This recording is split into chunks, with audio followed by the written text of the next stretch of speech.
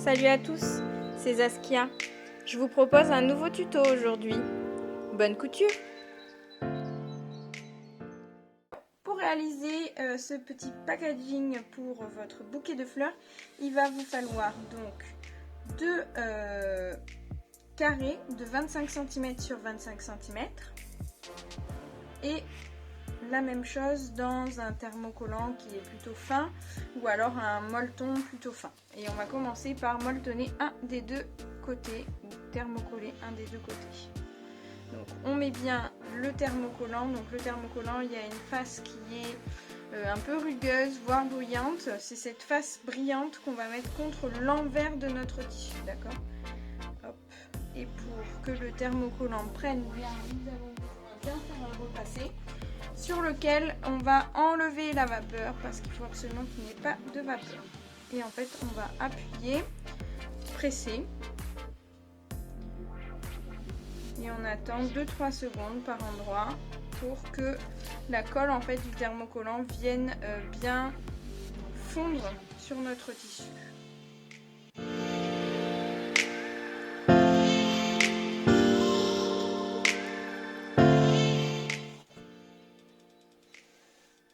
Et toujours le thermocollant vers la table à repasser parce que si on met le thermocollant face à soi, on peut brûler en fait et mettre de la colle sur notre fer à repasser, ce qui va vraiment pas être pratique. Donc ensuite, on va prendre le coupon qui n'est pas thermocollé. On va venir le plier, hop, on va venir le plier dans la diagonale.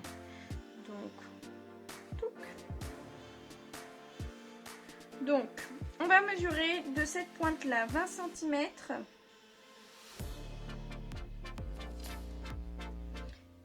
et dans ce sens 31. L'idée va être de venir rejoindre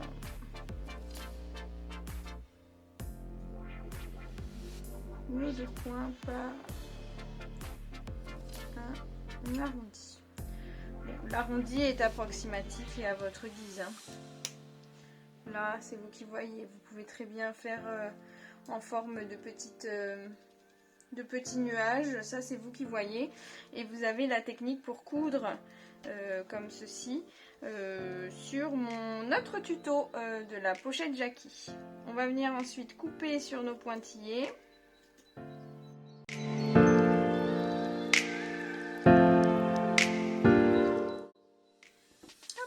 Et quand on ouvre, on se retrouve avec un cône, une petite glace comme ceci. On va lui mettre un petit coup de fer à repasser.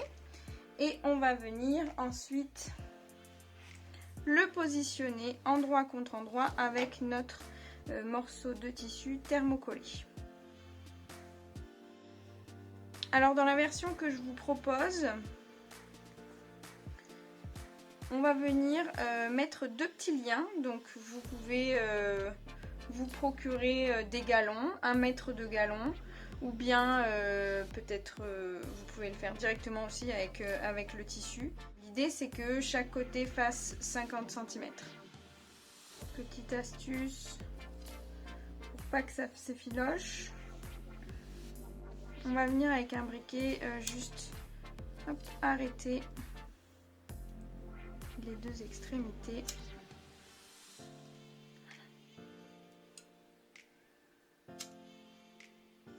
Attention quand on fait cette procédure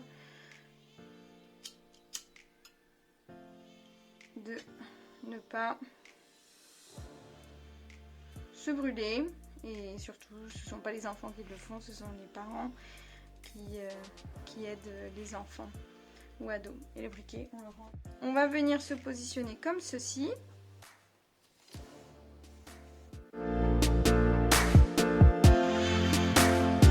On va venir intégrer ici dans les deux longueurs nos petits galons. Donc on va venir les intégrer à 10 cm ou 12 même. On va les intégrer pardon, à 12 cm.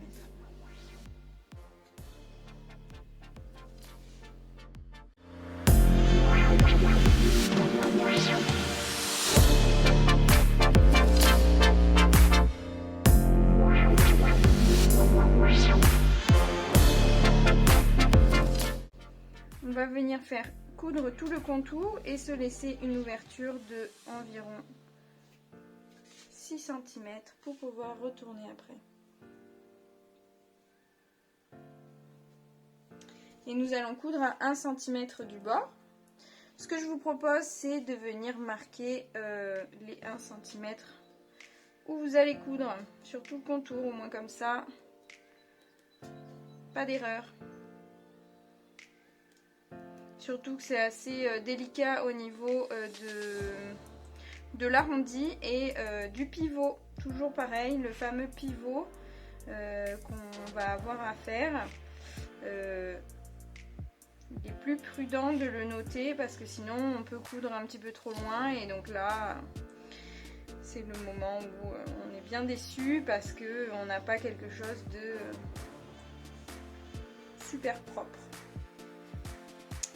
Donc là on a bien marqué les pivots ici et donc on va pouvoir venir coudre sur nos pointillés.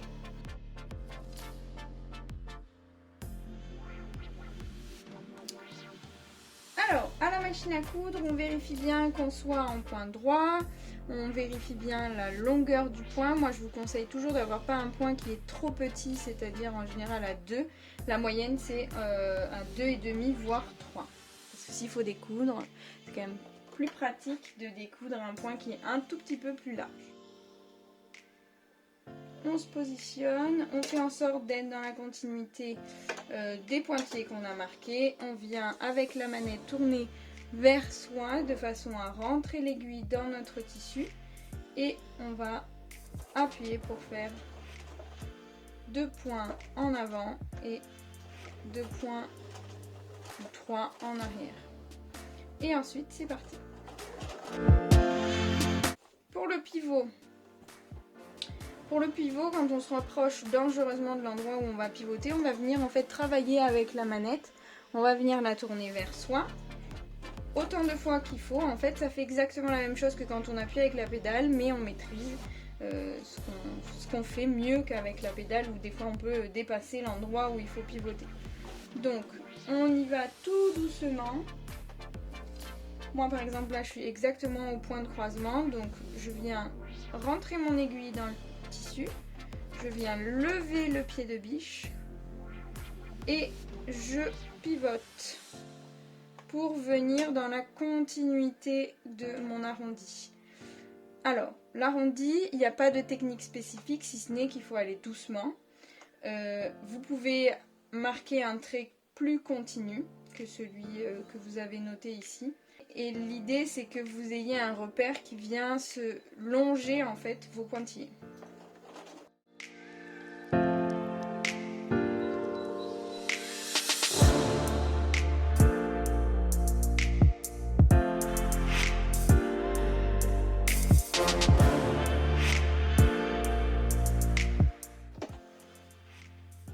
Quand on a terminé, on relève bien son aiguille au sommet.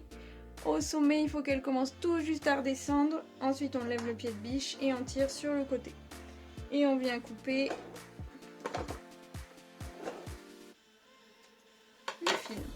On enlève les épingles.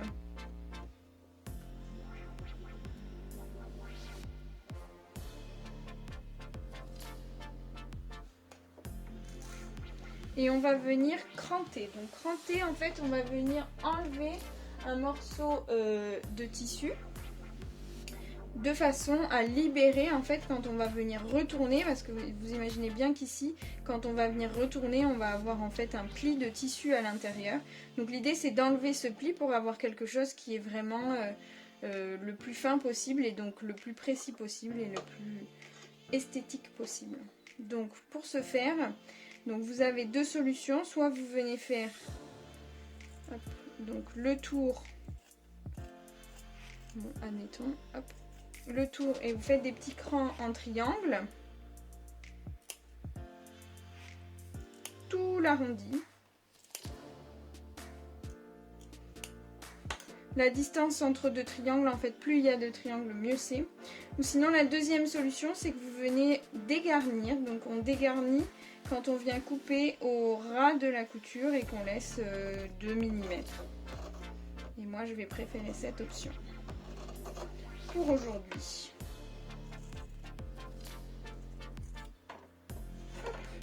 On fait vraiment juste l'arrondi et ici la pointe. On peut y venir biaiser davantage. Ok, on en est là, on a notre trou de 6 cm et donc on va venir retourner par ce trou de 6 cm.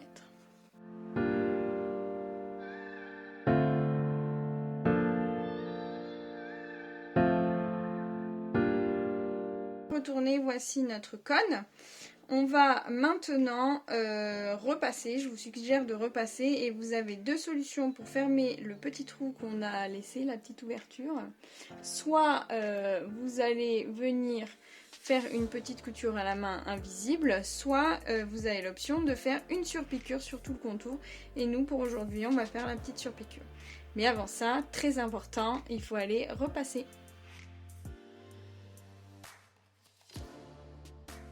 Alors une fois qu'on a bien repassé, on se retrouve avec donc notre joli cône, tout bien à plat. Donc on va venir lui faire une petite surpiqûre sur tout le contour, qui va nous servir à boucher le trou et puis à faire quelque chose d'esthétique sur l'ensemble de notre ouvrage. Donc pour se positionner, la position pour faire une piqûre nervure, c'est le bord de notre tissu doit être visible à l'intérieur dans le petit trou du pied de biche sur le côté droit. En fait on doit avoir le tissu et un trou d'à peu près 1 mm. On va venir rentrer notre aiguille, le pied de biche étant déjà baissé, et on va venir faire un petit point arrière.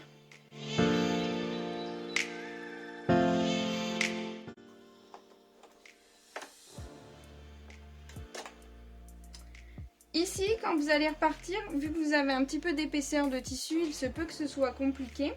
Donc, vous allez venir en fait avec votre index et votre majeur, pardon, pousser le tissu pour que la griffe réussisse à bien l'attraper et que vous ne fassiez pas un pougnac.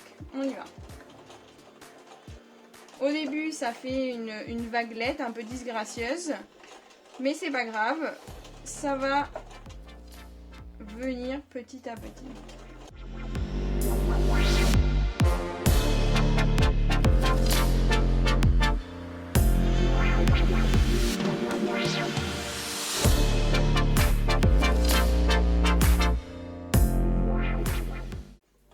Quand on retombe sur notre point de départ, on passe par-dessus, on vient faire un point arrière.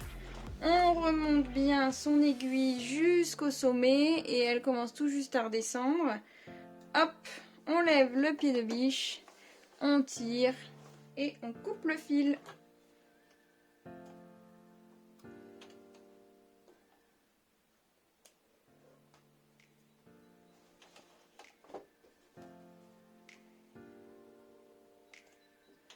Idem en bas. Si jamais vous avez un petit... ce que moi j'appelle un petit pougnac. Alors est-ce que vous allez le voir? Hop. Oui. Quand on a un petit pougnac comme ça, pour venir enlever... Alors bon, l'astuce c'est qu'il faut tenir ces fils au début de la couture quand on fait un point arrière. Sinon vous venez prendre hop, une petite aiguille comme ça, vous tirez sur les fils qui dépassent. Et normalement, vous allez réussir avec un tout petit peu de patience à libérer les fils qui vous gênent et à venir les couper au ras. Et donc on se retrouve avec quelque chose de tout propre. Et ensuite, on vient replier hop, les deux parties plates et on va pouvoir nouer nos deux rubans ensemble.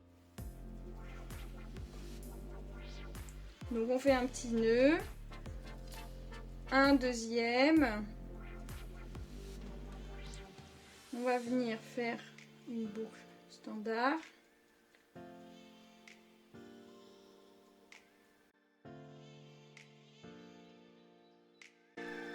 Et voilà le résultat.